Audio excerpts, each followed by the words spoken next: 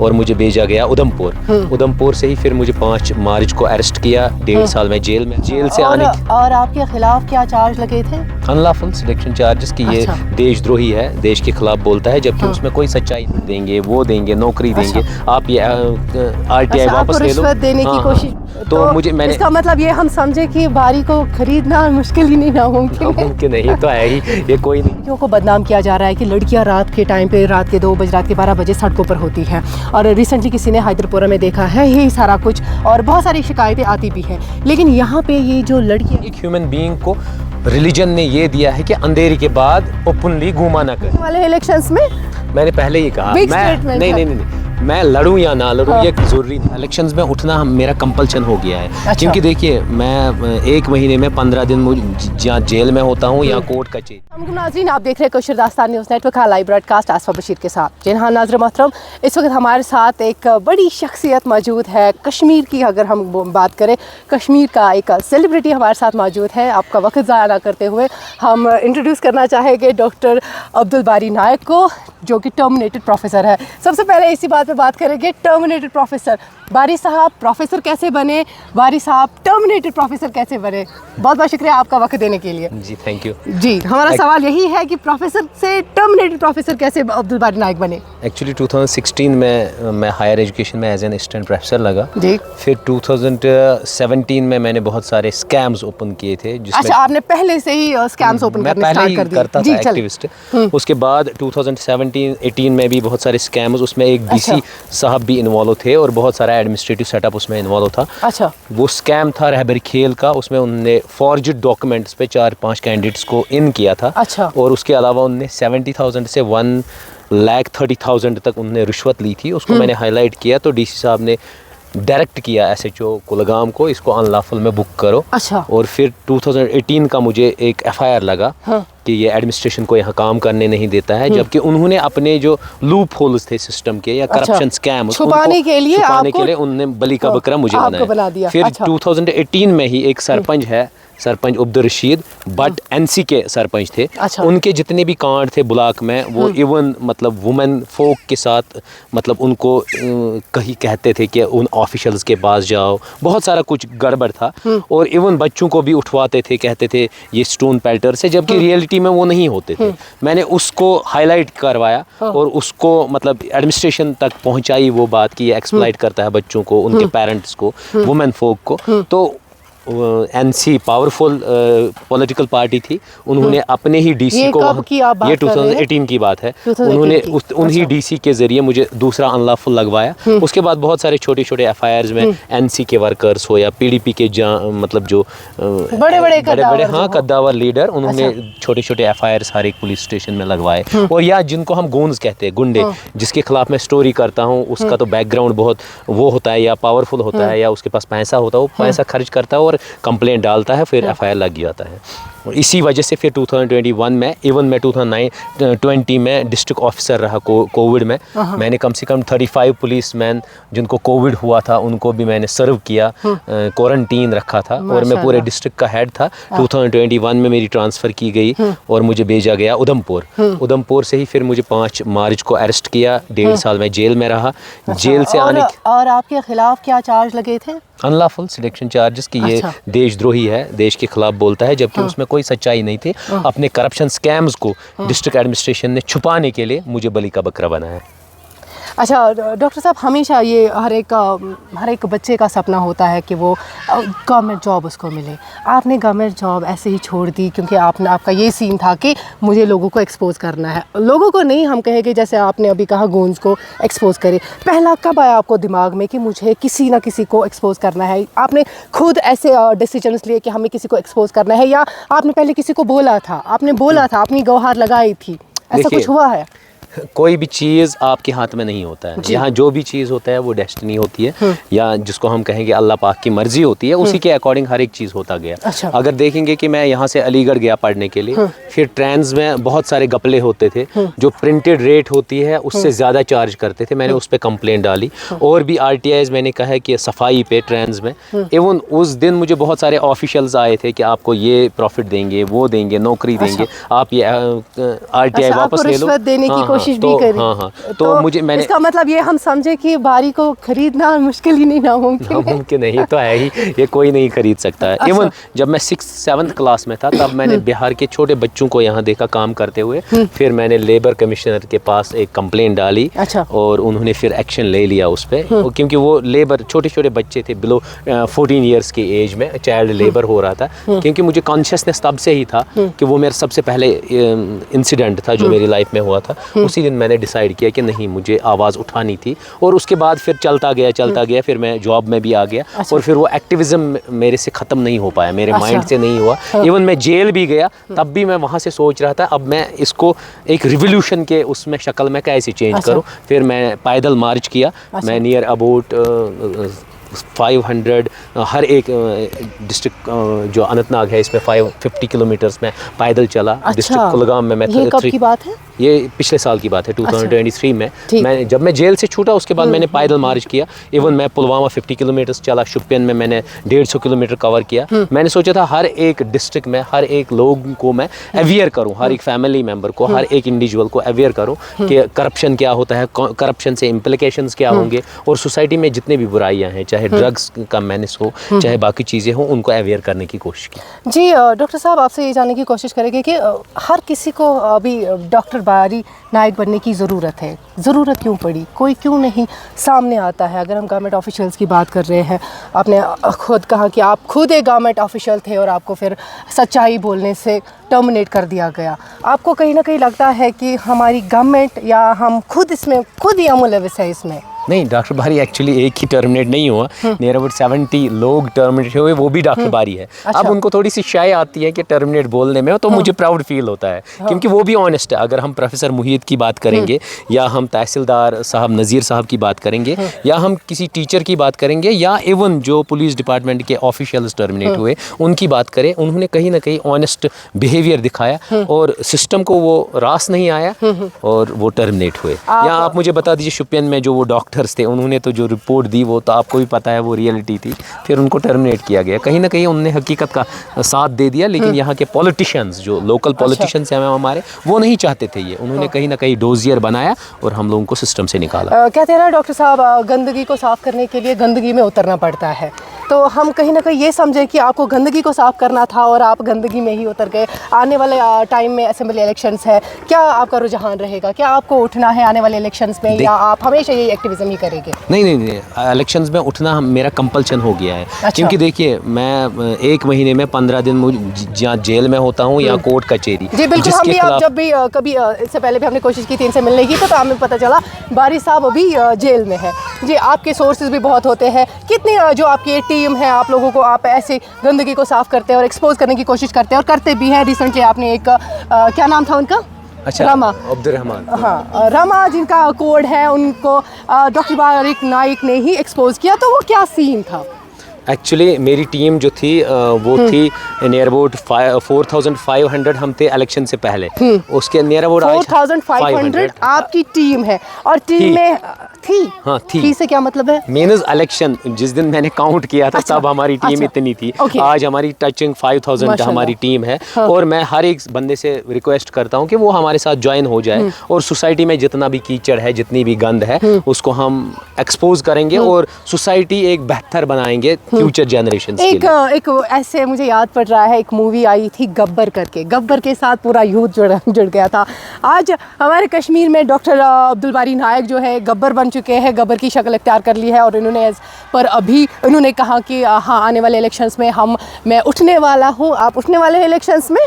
मैंने पहले ही कहा नहीं, मैं लड़ूं या ना लड़ूं ये ज़रूरी नहीं है। क्योंकि आपको पता है एडमिनिस्ट्रेटिव सेटअप ने उस दिन क्या किया कि मुझे इलीगली डिटेन किया, मुझे फॉर्म भी नहीं भरने दिया। फिर मैंने टीम के ही एक मेंबर को उसमें उतार दिया। सेम वही प्रोसेस होगी इंशाल्लाह। और मैं हर एक कॉन्स्टिट्यूंसी के मतलब हेड्स का मतलब होता है जो ऑनेस्ट लोग हैं कॉन्स्टिट्यूंसी में, उन लोगों से मैं दरख्वास्त करता हूँ, यूथ से पर्टिकुलर। हर कॉन्स्टिट्यूंसी मुझे 3-3 लड़के चाहिए, 3-3 यूथ, और जो ऑनेस्ट हो, जो कभी बिकने वाले ना हो।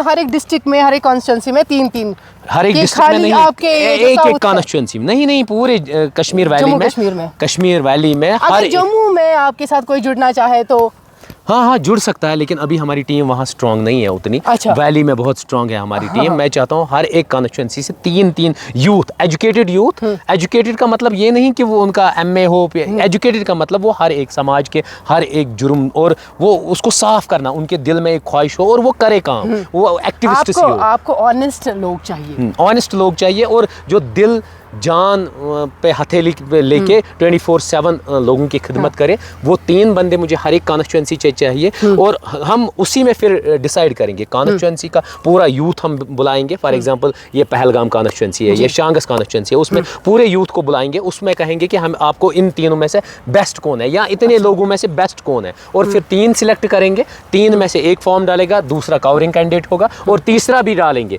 एक का रिजेक्ट हो सकता फॉर्म, दूसरे को खरीदा जा सकता है एग्जाम्पल, लेकिन तीसरा रिजर्व रहेगा, और वो उस कॉन्स्टिट्यूंसी की खिदमत पेश करेगा और लोगों को एक अकाउंटेबल गवर्नमेंट देगा। तो डॉक्टर साहब, आपको लगता है कि आपको ये लोग जो आप बोल रहे हैं, ये लोग आपको मिल गए हैं, या आप अभी भी नहीं तैयारी में? देखिए, इनकी तैयारी में हूँ, ढूंढ रहे हैं? नहीं, आज भी मिले हैं उससे। देखिए, जैसे मैं हूँ, मुझसे भी बेस्ट कोई हो सकता है, मैं उसको अपनी जगह पे रिप्लेस कर सकता हूँ आराम से, क्योंकि मुझे कोई। आपको पता है कि मुझे कभी ना कहीं ना कहीं अगर टाइम आएगा इलेक्शंस का, तो आपको डिटेन कर सकते हैं, मुझे डिटेन कर सकते हैं। इसीलिए मैं किसी रिजर्व बंदे को भी रख सकता हूँ ना, उसके लिए कि आप संभालो ये चीज़ें। इसीलिए उन तीनों को मैं इसलिए खड़ा करना चाहता हूं कि वो 3 एज ए रिप्रेजेंटेटिव रहे पूरी कॉन्स्टिट्यूंसी में। अगर एक का फॉर्म रिजेक्ट होता है, कल वही BDC बनेगा, DDC बनेगा, या और कोई वो ले सकता है, लेकिन उसको सोसाइटी का, समाज का काम करना है। और इंशाल्लाह मैं सिर्फ यूथ को चांस दे दूंगा। पूरी वैली में उठाएंगे हम 3 बंदे बारी नायक की टीम से, फिर देखिए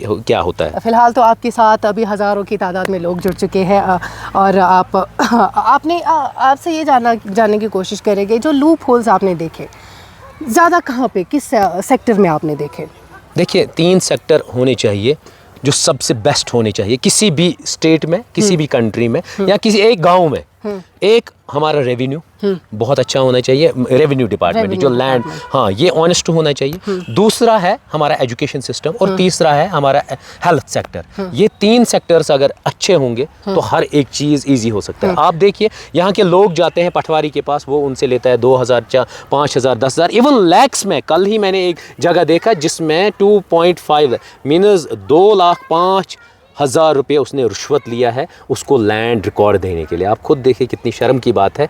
और वो ऑफिशियल नियर अबाउट 70,000, 80,000 तो सैलरी लेता होगा, लेकिन उतनी सैलरी के बावजूद वो रुश्वत लेता है। तो आपका मानना ये है कि हमारे कश्मीर की अगर पर्टिकुलरली बात करें, यहाँ पे ज़्यादा करप्शन है, हाई लेवल करप्शन। और फिर एजुकेशन ज़रूरी है। एजुकेशन में अगर करप्शन नहीं होगा, आप देख लीजिए इतने फ्लोरिश कर रहे हैं कोचिंग सेंटर्स।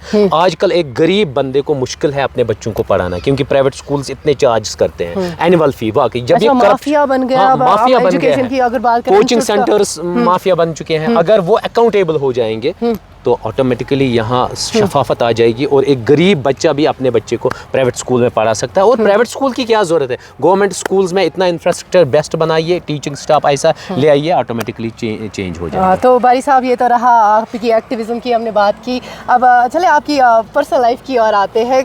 क्या अभी एज है आपकी? 38, 37, 38। And you are still bachelor? देखिए, ये चीज़ें छोड़ ही दीजिए, क्योंकि यहाँ पर मैंने कश्मीर में एक चीज़ एक्सपीरियंस की है, ये सोसाइटी के लिए बहुत बड़ी बात है। यहाँ अगर एक ये जो बिल्डिंग है, अगर इसका गेट कीपर होगा, वो हार्डली 4,000, 5,000 लेता होगा सैलरी, परमानेंट मुलाजिम होगा।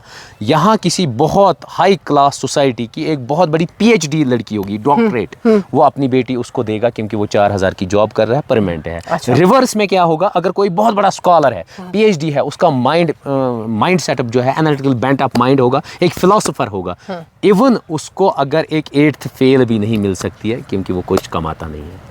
बस ये हर एक सवाल का आपको जवाब मिल गया। यहाँ पर यही सिचुएशन है। और क्योंकि हम मटीरियलिस्टिक वर्ल्ड में जाते हैं, हम ये नहीं जानते हैं हमारे नॉर्म्स, हमारे वैल्यूज़, हमारा कल्चर, हम उसको भूल चुके हैं। हमें सिर्फ पैसा दिखता है और कोई चीज़ नहीं। तो क्या हम यही समझे कि आप जो एक्टिविज़म कर रहे हैं, एक्टिविज़म की वजह से आपकी पर्सनल लाइफ परफेक्ट हो गया है?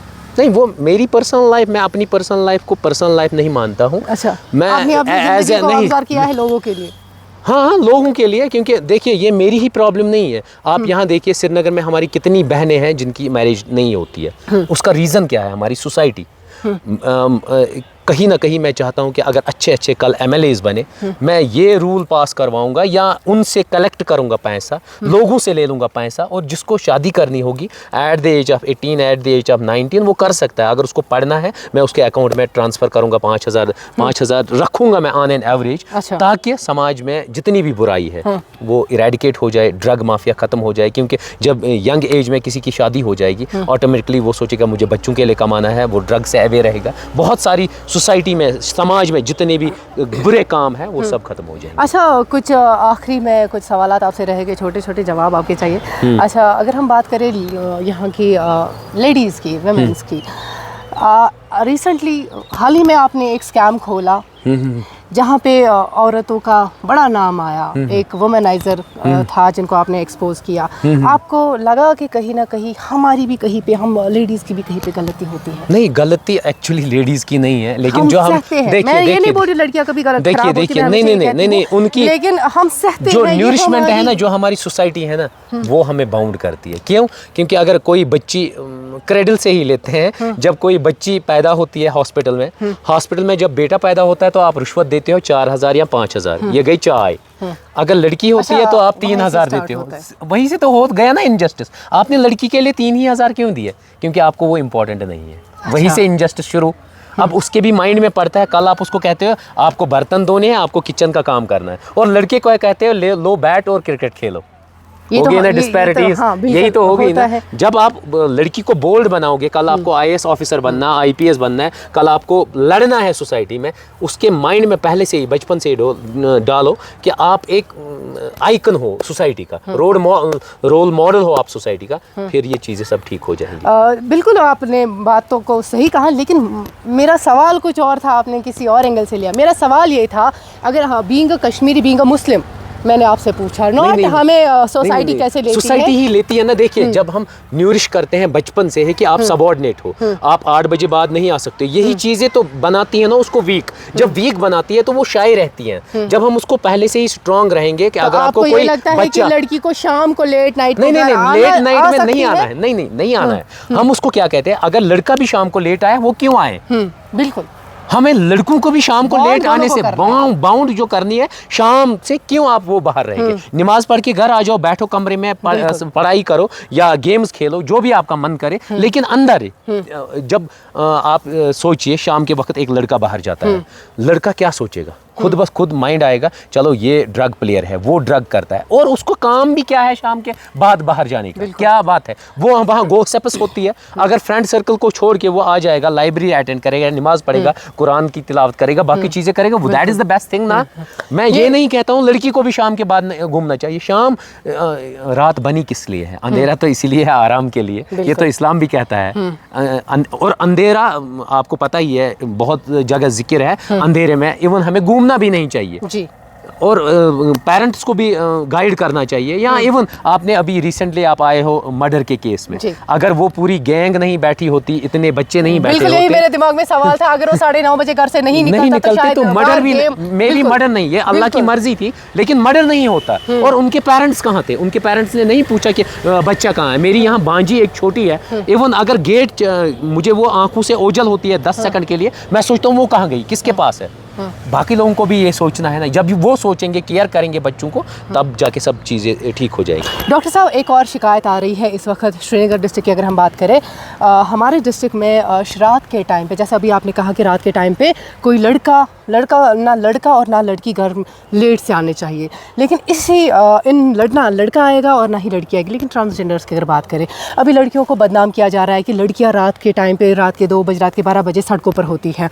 और रिसेंटली किसी ने हैदरपुरा में देखा है यही सारा कुछ, और बहुत सारी शिकायतें आती भी हैं। लेकिन यहाँ पे ये जो लड़कियाँ, जब हमने कोशिश की देखने की, हमने रिसर्च किया, लेकिन ये ट्रांसजेंडर्स थे, और इनकी वजह से मैं उनके ख़िलाफ़ नहीं हूँ, लेकिन रात के टाइम पे वो सड़कों पे होती हैं और बहुत गलत चीज़ें होती हैं, जिससे हम लड़कियों का नाम भी बदनाम होता है। उस बारे में कुछ बताएं। देखिए, उनके लिए भी डायरेक्शन है। ये तो सिर्फ देखिए ह्यूमन बीइंग हर एक है। सबसे पहले हम ह्यूमन बीइंग की ही बात करेंगे ना, ह्यूमन बीइंग में वही भी आते हैं। तो मैंने लड़का लड़की इसलिए मैंने वो सेक्स की बात नहीं की है, मैंने पार्ट मतलब 1 पार्ट और 2 पार्ट मैं दोनों की ही करूँगा। उसमें हर एक ह्यूमन बीइंग को रिलीजन ने ये दिया है कि अंधेरे के बाद ओपनली घूमा ना करे।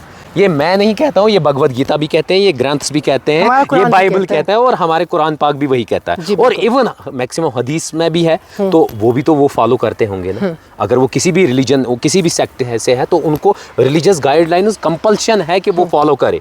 और जब वो फॉलो करेंगे तब ही वो बाहर नहीं रहेंगे ज़्यादा देर तक। और क्योंकि उससे क्या हो जाता है, उससे दूसरे सेक्टर की या दूसरे लोगों की बदनामी होती है। जैसे अगर उनको देखा गया तो कोई समझेगा ये मेल था, कोई समझेगा फीमेल था। तो दूसरे की बदनामी रोकने के लिए उनको अपना जो टाइम लिमिट है उसको कम करना है, ताकि दूसरे की बदनामी ना हो। नहीं, बिल्कुल ये आपने बात सही कही, लेकिन मैक्सिमम लोगों को पता है वो लड़कियां हैं। नाज़रीन मोहतरम, हम आपको बताते चले वो लड़कियां नहीं है जो आपने सुना, जो आपने देखा कि जो आपको बताया जा रहा है कि हैदरपुरा से लेके पूरे हाईवे तक वो लड़कियां होती हैं। लड़कियां बिल्कुल भी नहीं होती हैं, वो ट्रांसजेंडर्स होते हैं। उनके लिए कोई पैगाम नहीं, उनसे भी मेरी रिक्वेस्ट है कि अगर वो दिन में घूमेंगी, डिमांड करेंगे किसी चीज़ की भी, वो करती है कि हमें पैसे दे दो, और देते भी लोग हैं उनको, वो दे दे उनको कोई प्रॉब्लम नहीं। या वो शादियों में जाते हैं, डिमांड करते हैं, तो उससे उनको कोई ना, हाँ उसी से उनका खर्चा। और एक चीज़ मैं बता दूं, सबसे बेस्ट हमें क्या चाहिए, असल में इस्लाम में बहुत अच्छी चीज़ें हैं, लेकिन हम वो एप्लीकेबल नहीं करते हैं, फॉलो ही नहीं करते हैं। वरना बेस्ट, अगर किसी मोहल्ले में ऐसे लोग रहते हो, उनके लिए हमें कलेक्शन करना चाहिए, हमारे समाज की ड्यूटी बनती है, और उनको देना चाहिए ताकि वो सड़कों पर ना निकले, ताकि वो दूसरे, हम उनको फॉर ग्रांटेड लेते हैं। मेन रीजन हमारा कसूर है, उसी वजह से वो बेचारे सड़कों पे रात के टाइम पे निकलती है। फिलहाल के लिए आप लोगों से गुजारिश है कि ना निकला करें सड़कों पे। और आखिरी सवाल अब जो रहेगा डॉक्टर बारिक नाइक से रहेगा कि कितने FIR, कितने डेफेमेशन है, सब जानना चाहते हैं, कितने हैं आप पे? देखिए मैं एक बात कहूँ, मुझे याद तो नहीं है, सिंपल कहूँ, जितनी मुंबई में ट्रेन चलती है उतने लगते हैं मुझे। आज भी मेरे 2 डेफेमेशन केस आए, जिसमें मैंने 3 लड़कों को उस दिन हाईलाइट किया जिन्होंने अमेरिका में old age means 70-80 years women को उन्होंने स्कैम किया, उनके लैपटॉप्स को हैक किया, और मेरे एक फ्रेंड ने उनके लैपटॉप्स हैक किए, तभी हमें पता चला वो क्या है। मैंने अभी स्टोरी पब्लिश नहीं की, लेकिन उनको डर लगा, उन्होंने मुझे डेफेमेशन भेजा। और एक किस्से में एक बंदे को मैंने परसों ही कॉल किया, मैंने कहा आपने इतनी वुमेन्स को ठगा हुआ है, श्रीनगर का ही बंदा है, बड़गाम से है। मैंने कहा इतनी वुमेन को आपने ठगा, जिसमें हैदराबाद की एक औरत है बेचारी, उसको भी ठगा। मैंने सिर्फ उसको कॉल किया, वो जल्दी कोर्ट का दरवाजा खटखटाया, और आज और एक डिफेमेशन। ओह माय गॉड, ये तो आप ही का कलेजा है। लेकिन कहते हैं ना, गिरते हैं शहसवार मैदान जंग में, वो तिफली क्या गिरे जो घुटने के बल चले। बिल्कुल वो एग्जाम्पल आज हमारे साथ मौजूद है। नाज़रीन मोहतरम, डॉक्टर अब्दुल बारी नाइक जो टर्मिनेटेड प्रोफेसर हैं, इनकी कहानी हमने आप तक आज पहुंचाई। अगर आपको अच्छा लगे तो शेयर भी कीजिए, दुआ में याद भी रखिएगा। अस्सलाम वालेकुम।